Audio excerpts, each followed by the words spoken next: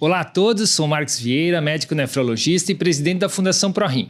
E a partir de hoje estamos inaugurando o ProRimcast, o videocast da Fundação ProRim. É mais uma forma de levar saúde e prevenção para o público de casa e também para atualizar sobre o que está acontecendo aqui na Fundação. Sua participação é fundamental para que esse programa possa acontecer.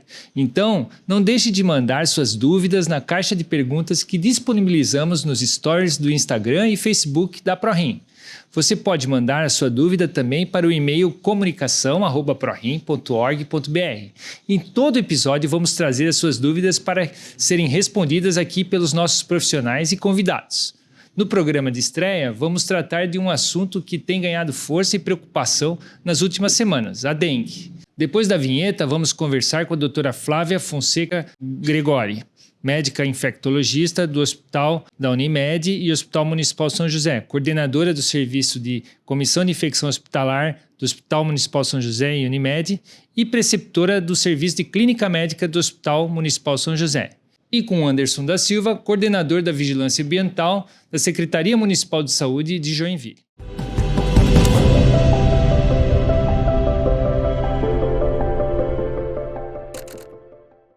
Doutora Flávia, Anderson, obrigado por estarem conosco no ProRimcast, esse projeto novo da Fundação ProRim para falar de saúde, prevenção, para a gente poder ajudar as pessoas, né? Essa é a intenção e o objetivo da Fundação ProRim, que a gente possa trazer informação, prevenção, cuidado das pessoas com doença renal e com aqueles fatores de risco que podem atingir a nossa população.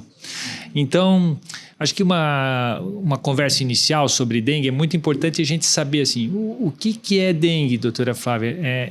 Como é essa doença tão séria que atinge todos nós, né? Como é que ela é contraída pelas pessoas? Tá. Então, a dengue é uma infecção por um vírus. A gente tem aqueles 4 subtipos de vírus e ela é contraída através sempre da picada da fêmea do mosquito Aedes aegypti. E é uma doença que, na maioria das vezes, ela é autolimitada e ela tem como sintomas febre, dor de cabeça, uma dor retroorbitária. No inglês, ela é chamada breakbone fever, que é a febre do quebra-ossos, porque ela dá muita dor no corpo, uma dor... Interessante esse termo, né? Porque deve dar uma dor muito intensa nas pessoas, né? Sim. Uhum.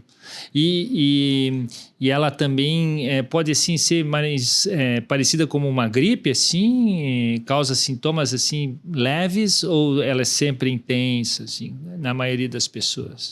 Não, em até 30% ela tem sintomas mais leves e ela pode até ser assintomática, ou seja, a pessoa ser picada pelo mosquito, com o vírus está lá e ela ter sintomas que ela nem percebe. Mas isso é a minoria.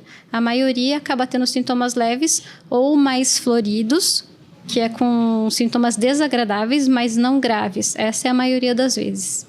E quem são as pessoas que podem evoluir pior, assim, dessa doença? Quando a gente contrai a dengue, a maioria vai, então, ter um sintoma mais leve, mas aí tem aquelas pessoas que podem ter uma gravidade maior. Então as pessoas que têm fatores de risco, que a gente chama para dengue severa, né? É importante lembrar que o início da dengue é igual para todo mundo. Então tem aquela febre que costuma ser alta, dor de cabeça, dor no fundo dos olhos. Em 60% das vezes dá aquele vermelhão. O vermelhão acontece entre o 3º e o 5º dia. E a partir do 4º ao 6º dia é que pode ter evolução para a forma severa. E daí, os fatores de risco são a doença renal crônica, o diabetes, as pessoas das faixas etárias extremas, né? Então, bebê pequenininho, os idosos, outras cardiopatias. Então, as doenças crônicas são os principais motivos. E o que mais está associado realmente à forma severa é a história de ter tido antes um episódio de dengue. Então, se eu tive já uma vez dengue e eu contraí de novo, eu sou picado novamente pelo mosquito, então eu posso evoluir pior num segundo episódio. Isso, exatamente. Esse vermelhão que você falou, ele quer dizer alguma coisa de a evolução pode ser pior? Ou isso é parte dos sinais clínicos do paciente, mas pode ser uma doença leve. Porque muitas pessoas perguntam assim, poxa vida, eu fiz aquele vermelhão que é um fator assim, que mostra que eu posso estar indo mal. Uhum. Não, esse rash cutâneo está presente em 60% das vezes e tem alguns estudos que falam que é um dos comemorativos para dengue mais severa. Então, os que tiveram dengue severa tiveram vermelhão no corpo. Mas isso daí é junto com o quadro mais florido, então.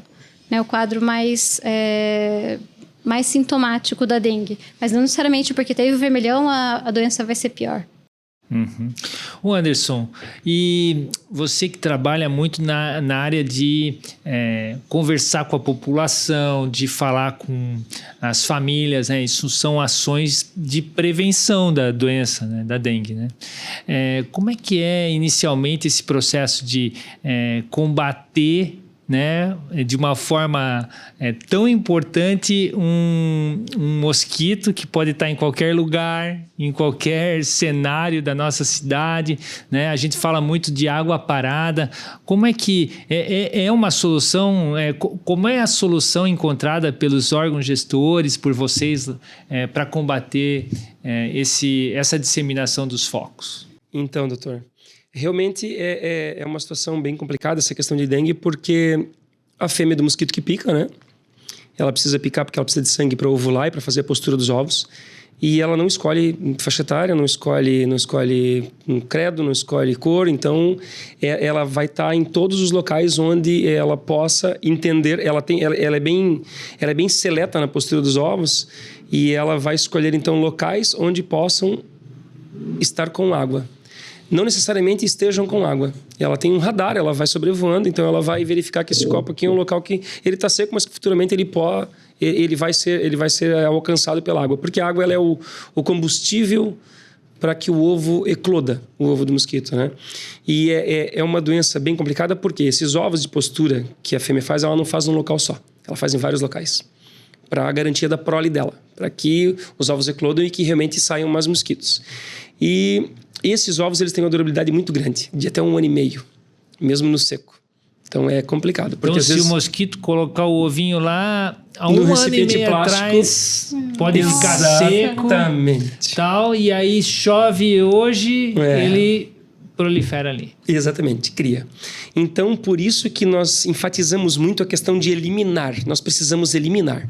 Porque às vezes tem um balde, vamos supor aqui em Joinville, né? Tem um balde lá em Piraberaba, na casa da avó do Dr. Marcos lá. Ela tirou esse balde e veio cá pro Paranaguamirim. E ali pegou água e eclodiu os ovos. Mas a postura foi feita lá. Então a gente trabalha muito o poder público, a vigilância ambiental, a gente trabalha bem alinhado com a vigilância epidemiológica. Como funciona? A vigilância epidemiológica faz todo o controle clínico e as notificações compulsórias, porque dengue é uma doença de notificação compulsória, né? Quando ela é atendida por um profissional de saúde, ele tem que fazer a notificação para que os órgãos saibam que aquela pessoa está com dengue e aí então sejam tomadas várias ações que nós precisamos realizar.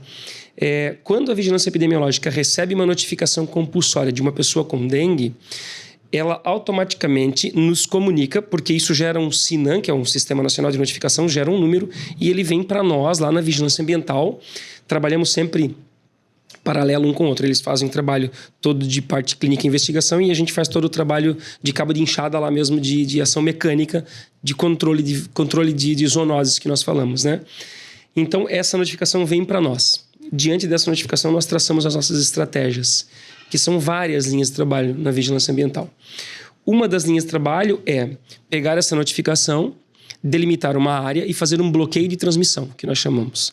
Nós vamos até a área, a gente entende que o raio de voo do mosquito é de 150 metros, mas nós bloqueamos 300 metros dessa área onde nós temos a pessoa com doente. Quando nós temos o número do SINAM, isso é um critério para fazer o fumacê. As pessoas, elas acham que o fumacê é a solução de todos os problemas, mas não é. Ele, dentro de um conjunto de ações, ele tem uma certa efetividade, mas realmente não é o que vai nos salvar desses problemas. O que vai nos salvar realmente é a conscientização de todos que procurem cuidar dos seus quintais e não deixem nada que possa ficar com água parada. Então, o intuito é sempre eliminar. Quando nós fazemos esse Quando bloqueio... vocês vão lá na casa do paciente e dos vizinhos, identificar focos e tal, vocês vão lá, identificam os focos, eliminam alguma coisa, pedem a contribuição ali das pessoas e vocês fazem algumas coletas ali, né? Exatamente. O que são aquelas coletas? Quando nós temos a área de contaminação, que é a área endêmica, a gente não faz mais coleta, a gente só elimina mesmo, vira tudo que tem que virar, trata e ok. Quando nós temos foco positivo, nós temos em Joinville 1.500 armadilhas, que são o nosso termômetro, onde nós identificamos que tipo de mosquito está naquela região, qual é a qualidade do mosquito. O que é uma armadilha? A armadilha ele é um pneu de moto com água que é proposital. Ele é um local que nós deixamos com água limpa para que se torne um criadouro, é um criadouro de mosquito. Mas nós monitoramos de 7 em 7 dias porque o ciclo de vida da larva, a partir do momento que o ovo eclode, do 8º ao 10º dia, ele eclode e voa. Então, em 7 dias, nós conseguimos chegar no local e encontrar uma larva adulta. Então, essa armadilha ela está lá, de forma proposital, para que nós possamos mensurar quais são os mosquitos que tem lá. Então, ali a gente consegue levar para o laboratório, lá na vigilância ambiental, fazer a análise entomológica das larvas, então saber se é um Aedes aegypti, se é um Aedes albopictus, se é um culex, se é um limatus, qual é a qualidade daquele mosquito, né? Quando nós encontramos um foco positivo de dengue, nós vamos lá, delimitamos também a área e coletamos em outros locais, para saber se dispersou ou não, quando é foco positivo. Quando a área é endêmica, que tem muito doente lá, então a linha de trabalho é outra. A linha de trabalho é tratamento dos locais onde nós não conseguimos eliminar com o produto que nós temos lá, que é residual, que dura 60 dias. O que eu não consigo eliminar, Anderson? Não conseguimos eliminar uma boca de lobo que tem na casa para dreno da água de chuva. Então, o que a gente faz? A gente trata aquela boca de lobo, porque normalmente ela fica com uma lâmina de água dentro, e a gente orienta sempre o morador a tentar fazer algo que possa inibir o acesso do mosquito àquele local. Como? A gente sempre pede para que coloque uma tela de mosquiteiro. Tem para vender uma tela de construção, é centavos, é barato, né? Coloca embaixo da grade, apoia a grade em cima da tela de mosquiteiro, o mosquito não consegue sair. E o que é tratar a boca de lobo? Vocês fazem o quê? Nós pegamos um produto que nós temos lá, que o Ministério da Saúde nos fornece, que é um inseticida, é uma pastilha, nós colocamos lá no local, ela é efervescente e ela mata a larva na hora. Então a gente trata isso. Cheguei na tua casa para te visitar. Tu tens lá uma caixa d'água, tu tens lá uma calha, tu tens lá alguns vasinhos de planta com pratinho embaixo. Se os teus pratos estão sem areia, eu vou te orientar a colocar areia ou eliminar eles. Se eles estão com água, a gente vira, que tem que eliminar. O foco é eliminar tudo que possa ficar com água parada. Às vezes as pessoas não se atentam à caixa d'água. A caixa d'água, ela normalmente fica vedada em cima da laje. Mas ela tem um ladrão na telha para não transbordar. Aquele ladrão lá na telha, que fica aquele caninho pequenininho para vazar água quando enche a caixa d'água, aquele lá na ponta tem que ter uma telinha de mosquiteiro também. Porque o mosquito consegue entrar por ali e ir lá na caixa d'água colocar os ovos. Olha só. É bem interessante. São detalhes importantes. São bastante detalhes assim, que as pessoas não se atentam. Então a gente faz esse trabalho de educação ambiental nas casas para que as pessoas possam entender aonde... Você ia falar da calha. Calha é um problema. Porque se ela não tiver a queda suficiente, ela vai acumular água. Ela tem que ser limpa. Porque os passarinhos acabam colocando dejetos lá na calha, enfim, e às vezes acabam entupindo o fluxo de água. Se ficar com água, vai criar mosquito. Já encontramos larvas positivas de Aedes aegypti na calha das casas. Anderson, e se eu estou lá na casa de uma pessoa ou na minha casa e eu identifiquei do lado lá uma piscina abandonada, um local que tem um acúmulo de água... ou o vizinho veio falar, tem ali do lado aqui, pertinho, um terreno baldio abandonado. O que eu tenho que fazer? Então, Para quem que eu tenho que ligar? Qual é a conduta que as pessoas, os moradores devem tentar ajudar a cidade, né, a evitar essa proliferação? Claro. Se você identificar algum local que possa ser um criadouro de mosquito, que possa de repente ser um foco, às vezes a piscina... Ela estar verde não significa que ela é um foco, porque ela pode estar tratada com cloro, mas não está filtrando ali a água, não está com clarificante, né? Mas mesmo assim é um alerta. Então, nós temos 3 opções que as pessoas podem fazer e eu já vou começar pela mais fácil. Baixem nos seus celulares o aplicativo Joinville Fácil. Todo mundo tem um celular, então é a forma mais rápida, mais tranquila de fazer. Joinville Fácil é o aplicativo. Legal. Já vou baixar. Baixou ali, tá? Tem para Android, tem para iOS, a Joinville Fácil. Ali a pessoa vai conseguir fazer uma denúncia de dengue. Tá? Vai conseguir colocar... E é bem importante quando as pessoas forem fazer a denúncia, que elas sejam bem específicas. Tentem colocar o endereço completo. Se não tem o endereço, se é um terreno baldio, ao menos entre os números tal e tal, na rua tal, na frente do número tal, porque fica mais fácil para a nossa equipe identificar. Do município. Esse é um aplicativo do município. Que é a forma mais fácil. Nós estamos procurando divulgar para todos os meios de comunicação, para que as pessoas possam ter na mão já, né? Porque tem outras duas opções também. Você pode entrar no site da prefeitura, na aba de ouvidoria, e fazer a ouvidoria lá.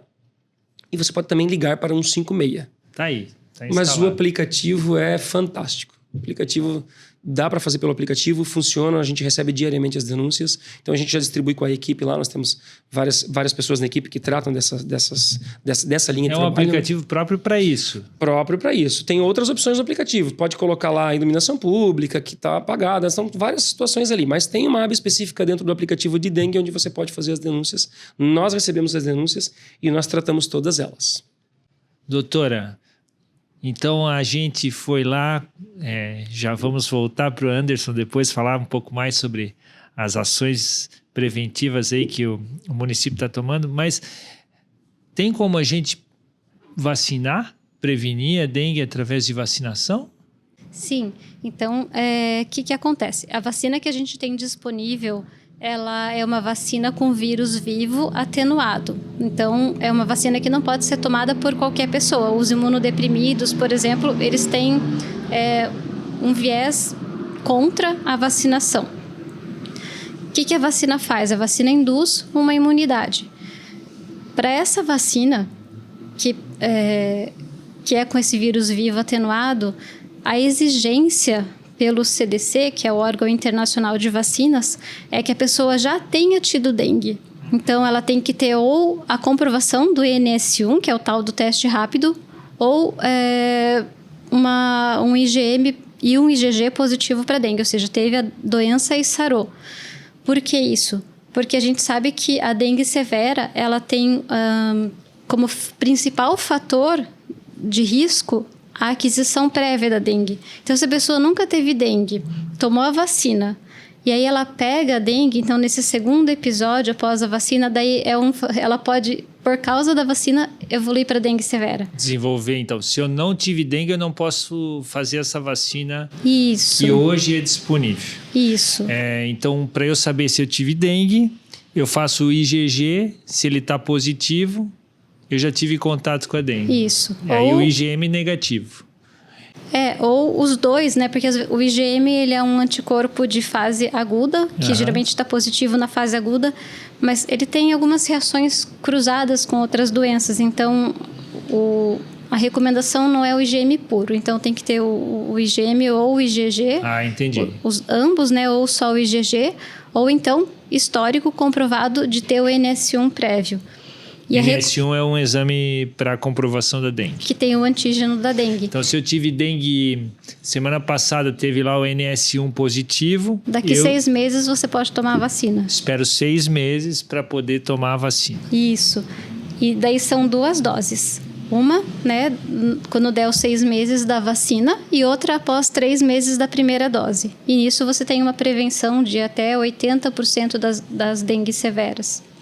E o Aedes aegypti, ele transmite a dengue, como você disse lá no início. Sim. Transmite outras doenças? O Aedes aegypti é o mais esquizofrênico dos mosquitos, né? Ele transmite dengue, zika, chikungunya, são as 3 doenças transmitidas pelo mosquito. E essas doenças, elas têm um comportamento semelhante? Como é que vocês definem se foi chikungunya, se foi dengue, se foi zika? É difícil isso? Clinicamente, elas têm algumas semelhanças, mas tem algumas características de diferença. Daí a gente sempre pede ajuda epidemiológica, né, para ver o que está tendo na cidade. O que a gente tem de epidemiologia positiva. Por exemplo, a gente teve alguns casos autóctones de chikungunya em Bombinhas. Mas em Joinville não temos. casos nossos. Então, a princípio, o quadro febril com rash cutâneo é dengue. Uma coisa que as pessoas sempre me perguntam é assim, a pessoa teve dengue, então como que eu também levei um monte de picada junto e como é que eu não peguei dengue? Então, e as pessoas ficam com medo de chegar perto do doente com dengue, né? Achando que o mosquito pica aqui, pica ali. Mas o que acontece é que o vírus, ele tem um ciclo que a gente chama de extrínseco. Ele precisa da reprodução dentro do mosquito para conseguir ser transmitido. Então, acontece assim, a pessoa está com dengue, então ela começa com febre e nisso ela tem vírus no sangue. Esse período de transmissão da pessoa doente é 24 horas antes do início dos sintomas até 5 dias após o início dos sintomas. Então, se o mosquito foi lá e picar esse doente, ele vai ficar com o vírus mais ou menos 12 dias até ele conseguir transmitir para alguém. Então, não é imediato isso. Então, se o mosquito for lá e alguém tiver do meu lado com dengue e ele picar ele, não significa que se ele me picar, eu vou ter dengue. Não. Só depois de 12 dias. Entendi. O mosquito precisa de 12 dias... O vírus precisa de 12 dias dentro do mosquito para conseguir transmitir. Isso é uma informação muito importante, muito interessante para as pessoas. Muita gente me perguntou isso daí mesmo.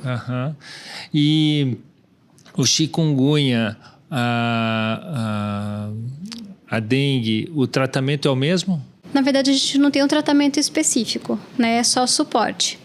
A chikungunya, ela raramente evolui como uma doença severa, que nem a dengue, né? Porque a dengue tem muita lesão de endotélio, tem muita formação de marcadores inflamatórios no corpo. Então, o que faz a dengue ser grave, na chikungunya isso não acontece tanto. A chikungunya dá um quadro mais crônico de artralgia, artrite, de falta de mobilização. Então, dores crônicas. Isso, não temos tantos óbitos por chikungunya, né? E a dengue não, a dengue ela pode evoluir num quadro pior. E a febre amarela está nesse grupo aí de doenças também? Como é que é essa ideia da...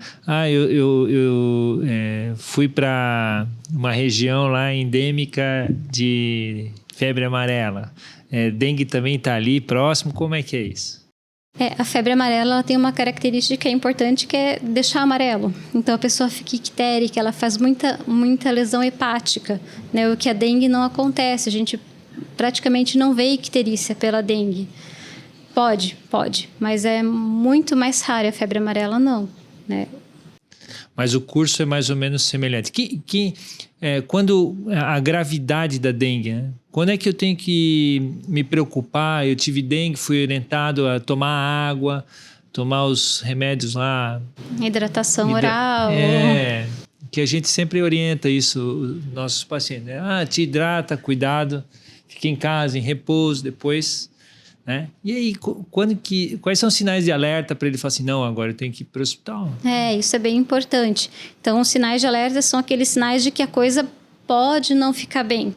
Então, as pessoas começam com aquele quadro típico, febril, dor de cabeça, dor no corpo, e depois, geralmente, de 3, 4 dias, elas podem evoluir com dor abdominal, vômitos incoercíveis, rebaixamento do nível de consciência, então ela fica desorientada.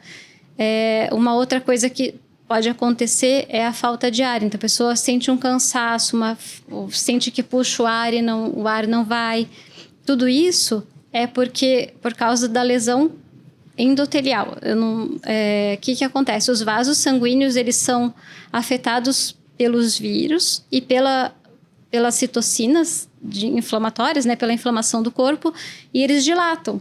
Quando eles dilatam, eles abrem os poros ali e aí extravasa uma parte desse plasma. E essa parte vai para o pulmão, desidrata o rim. Então, essa evolução para dengue severa, ela geralmente acontece após os sinais de alerta. O mais frequente é dor abdominal e vômitos. Então, se tiver com dengue começar a ter vômitos recorrentes, se tiver dor abdominal, vai para o pronto atendimento. Pronto atendimento para a gente fazer um hemograma e monitorizar. Aqui em Joinville também tem uma central de atendimento próximo à Tupi, né, Anderson? Exato, exato. Com o aumento dos casos, né? Criou-se um gabinete de crise lá junto com o prefeito, com as autoridades da cidade, e aí foi instituído essa central de atendimento à dengue, que é lá na próxima Tupi. E aí, quando vocês identificam um foco lá, quais as orientações que vocês fazem ali para o bairro, para a vizinhança, que são importantes que a gente deixa aqui? Legal. Delimitamos a área e vamos lá fazer esse trabalho de visitação nas casas, né? Quando nós entramos na casa, a gente orienta a pessoa a não deixar nada que possa ficar com água e que possa acumular água. Então, a gente orienta a cuidar com os vasinhos de planta, que tem os pratinhos embaixo. Às vezes, a Dona Maria gosta bastante de deixar aquele pratinho embaixo do vaso. Ele é um vilão. Então, tem que eliminar aquele pratinho. Se não quiser eliminar ou não puder eliminar, por conta de a hora que for regar ali e não sujar o ambiente, completa com areia até em cima, porque daí não vai ser um criador de mosquito, né? As bocas de lobo, que são as caixas de passagem das casas, a gente pede para fechar com tela. As calhas a gente pede para estarem limpando, pelo menos antes do verão, durante e pós-verão, que é a época principal, né? E se a calha tiver queda correta, ok, sem problema nenhum, mas a limpeza é importante para que não fique nenhum dejeto ali que obstrua o fluxo da água. Nós pedimos para ficar de olho, então, na caixa d'água, no ladrão da caixa d'água. Às vezes tu tem lá alguma coisa no teu quintal lá que está com uma lona por cima, tem que cuidar, porque aquela lona ela pode criar bolsões de água, pode ser um criador de mosquito. Orienta o uso de repelente? O repelente ajuda. Tudo que a gente puder fazer para repelir o mosquito, ele ajuda. Então, não é o principal mecanismo de combate, controle, mas ele auxilia, tá? Porque o raio de voo do mosquito Aedes aegypti é de 1 metro do chão. Ele não é aquele mosquito que vem cantar no teu ouvido à noite. O mosquito Aedes aegypti, ele trabalha mais, o período de maior atividade dele é na inversão de jornada, inversão climática que nós chamamos. Essas inversões climáticas elas acontecem entre 5 e 9 da manhã e entre 17 e 21 horas. Então, esses horários são os horários de maior ação da mosquita fêmea, porque é só a fêmea que pica. Só ela que precisa de sangue para ovular e para fazer a postura dos ovos. O macho não pica. Então, só quem transmite é a fêmea.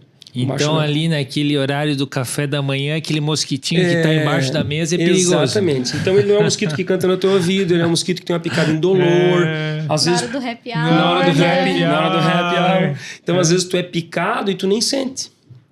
Porque ele tem um anestésico lá na hora de picar para se alimentar, então tu acaba não sentindo. Então, esses horários entre 5 e 9 da manhã e entre 17 e 21 horas, que é justamente o horário que nós aplicamos o fumacê. Eu achei que era antes de 21 horas. Até 21 ele fica. Olha então. ele Pode ficar até 21.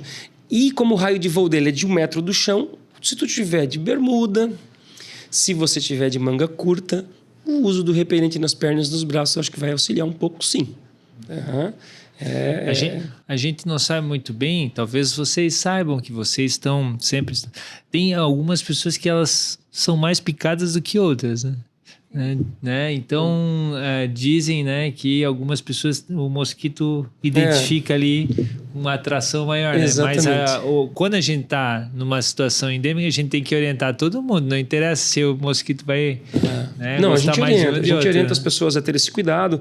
Nós fizemos um projeto bem legal agora, o Poder Público, a Secretaria da Saúde, enfim, junto com todos os órgãos da Prefeitura, nós estamos fazendo várias ações intersetoriais, né?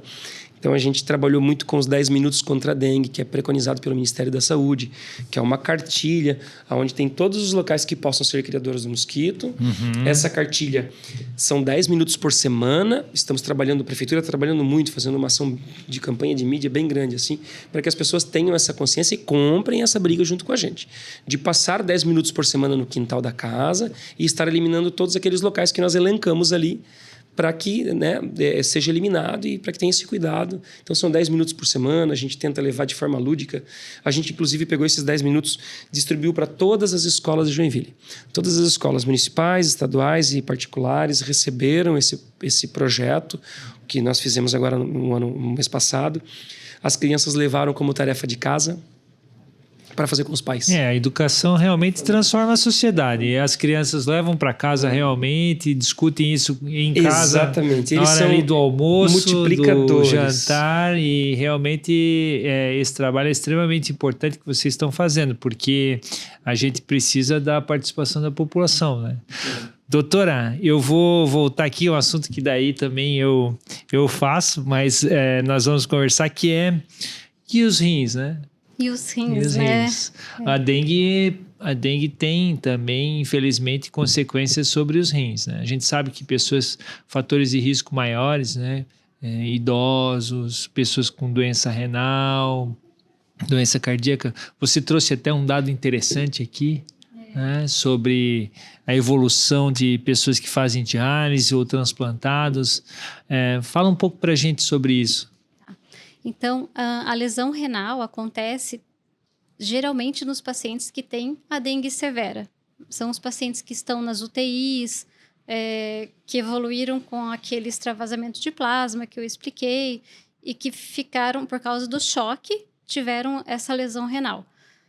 Os pacientes que têm uma doença renal crônica, em 70% das vezes eles precisaram de hemodiálise durante o tratamento e durante o suporte clínico na doença grave.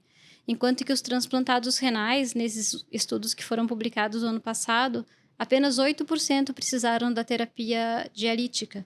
Então, apesar de serem grupo de risco, né, pela imunossupressão, eu acho que o desfecho foi melhor do que o que a gente pensava que poderia ser nos transplantados. A gente sabe que os pacientes que evoluem mal, que estão nas unidades de terapia intensiva, eles podem precisar mais do recurso da terapia renal substitutiva, da hemodiálise, né? E a gente sabe também que esses pacientes transplantados, pacientes que são doentes renais que ainda não fazem diálise, eles merecem uma atenção especial ali naquele primeiro momento também. Então, tem até protocolos das pessoas que têm risco maior, né, do que fazer naquele atendimento da dengue, né? Sim, tem lá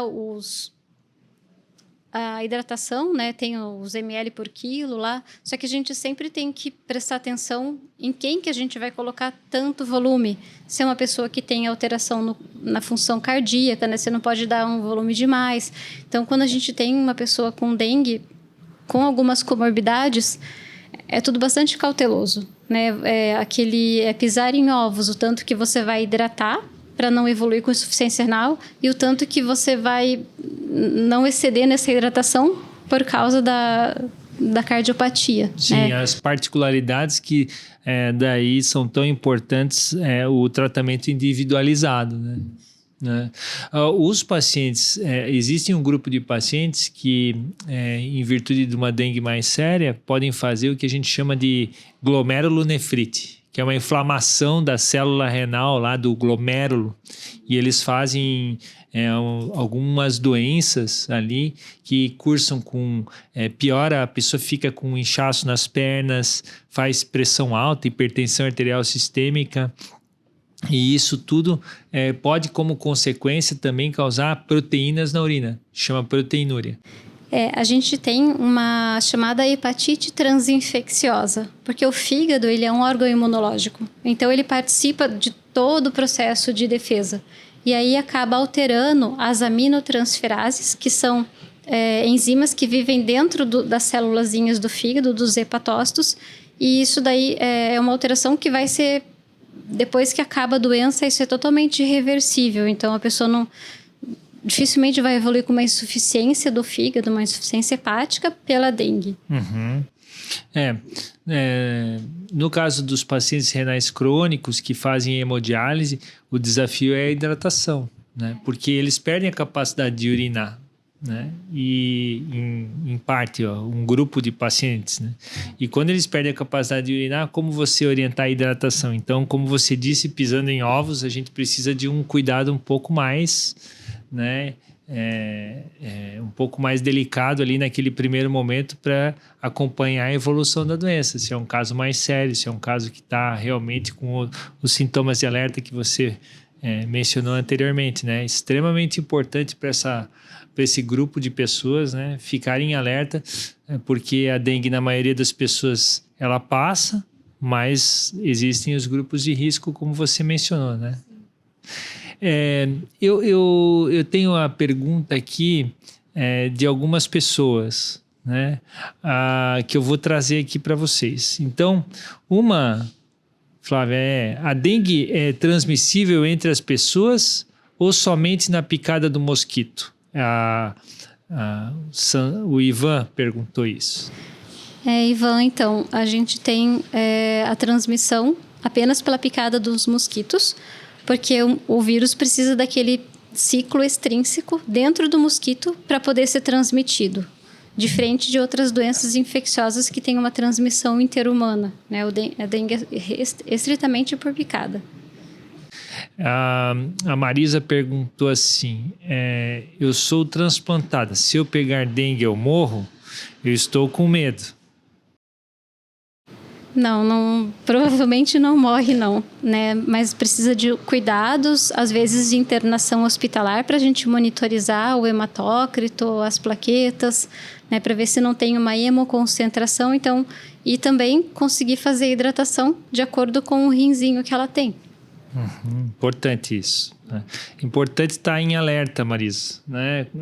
O paciente transplantado é um paciente que a gente sabe que ele tem a sua imunidade mais diminuída, então ele precisa sempre estar em alerta de qualquer sintoma de doenças, e da dengue não é diferente, né? Se ele faz febre, se ele faz algum mal-estar mais sério, né? Ele precisa procurar ajuda quando tiver algum sinal que possa estar levando ele à necessidade de ser atendido, né? Extremamente importante. Em relação às prevenções, qual que você acha que é o recado mais importante, Anderson, para as pessoas levarem para casa? Então, é esse trabalho dentro de casa, né? Dentro do seu quintal. Se você vê alguma coisa do seu vizinho, de repente tentar conversar com ele, explicar. Bromélia também é um local que dá muita... Já pegamos larva de mosquito Aedes aegypti dentro de bromélia. Então, como tu não consegue eliminar, porque às vezes as pessoas têm um carinho pela bromélia, pelo menos 2 vezes por semana um jato de água bem forte em todas as pétalas, para renovar aquela água, porque se tiver alguma larva lá, cai fora. E morre, né? Se tiver num vaso, consegue virar, né? A água da bromélia. A gente é a cidade das flores, né? E tem muita então, bromélia, tem que tomar muita bromélia. Cuidado e mesmo. A ideia é você tirar um tempinho durante a tua semana, passar no quintal da tua casa, verificar os locais que possam estar acumulando água e eliminar todos esses locais. Esse é o foco principal de combate ao mosquito da dengue. Se todo mundo na cidade de Joinville, todo joinvilense, conseguir 10 minutos por semana e tirar um tempinho com a família, dar uma passada no quintal e eliminar todos os locais que possam estar acumulando água, a gente consegue resolver, a gente consegue baixar essa curva epidemiológica aí, que não chegamos ainda no nosso limite total, né? Normalmente o nosso pico é entre maio ali, entre abril e maio. Então estamos preocupados aí, tende a aumentar um pouquinho mais os casos. Esperamos que esfrie logo, porque o frio ajuda, né? O frio diminui bastante.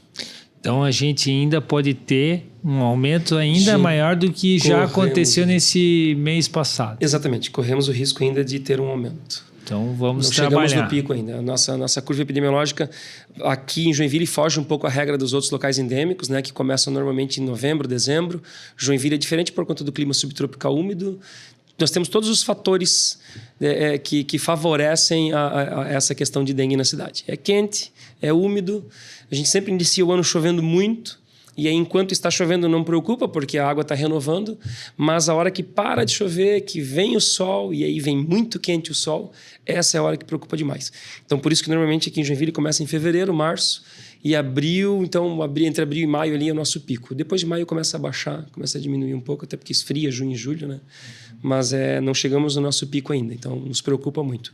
Precisamos ter um olhar bem atento aí com essa questão de dengue e esse cuidado especial com a casa, com o quintal. Doutora Flávia, Mais algum recado importante? Eu acho que todo esse seu trabalho, né, nas comissões de infecção dos hospitais, né, ensinando nossos médicos, futuros médicos, a tua experiência tão importante no cuidado da população, o que você acha que é importante a gente passar como uma mensagem final aí? A mensagem final, então, é prestar atenção nos sinais de alerta. Então, tem sinal, tá com uma síndrome, né, de febril, com dor de cabeça, tudo, procurar o atendimento, fazer o exame, né? A gente está cheio de dengue, então tem que fazer o exame e prestar atenção nos sinais de alerta. Então, dor abdominal, vômitos incoercíveis, falta de ar, sonolência excessiva, quando não está conseguindo se hidratar, procurar atendimento, não esperar mais tempo, né? É importante esse tempo aí de procura. Muito bom, eu acho que a gente começou com o pé direito o ProRimcast, né, Anderson? Olha, parabéns pela iniciativa, obrigado pela oportunidade de estar aqui explanando, né, todo o trabalho da Prefeitura de Joinville e espero que seja um sucesso. A gente também.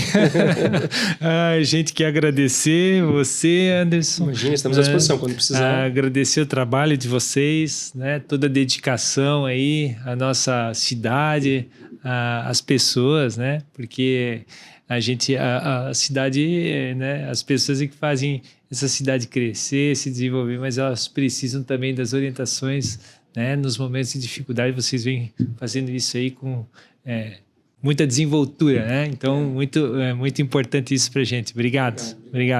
Doutora Flávia, muito obrigado. Imagina, eu agradeço o convite. Foi um prazer ter você aqui com a gente. Né? Obrigada.